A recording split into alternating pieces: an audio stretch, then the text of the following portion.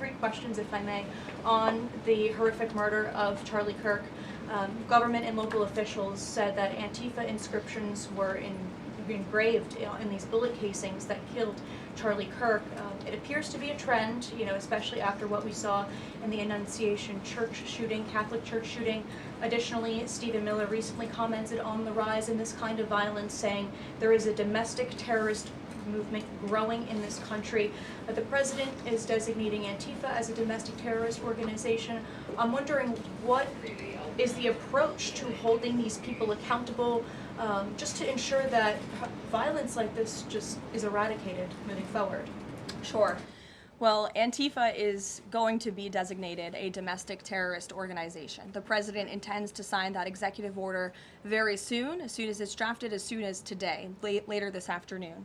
And this is something the president campaigned on, because we have seen a rise in violence perpetuated by Antifa radical people across this country who subscribe to this group. And unfortunately, it's gone widely uncovered by many in the legacy media. It also went completely ignored by the previous administration. Not anymore. Not only, as you mentioned, were the bullet casings subscribed with Antifa mottos, if you will, in the heinous assassination of Charlie, but there have also been more examples than I could read off for you here in this briefing room today of violence from Antifa. I will just read a few. In July 2025, several members of an Antifa cell ambushed and opened fire on officers at an ICE facility in Alvarado, Texas, shooting one officer in the neck.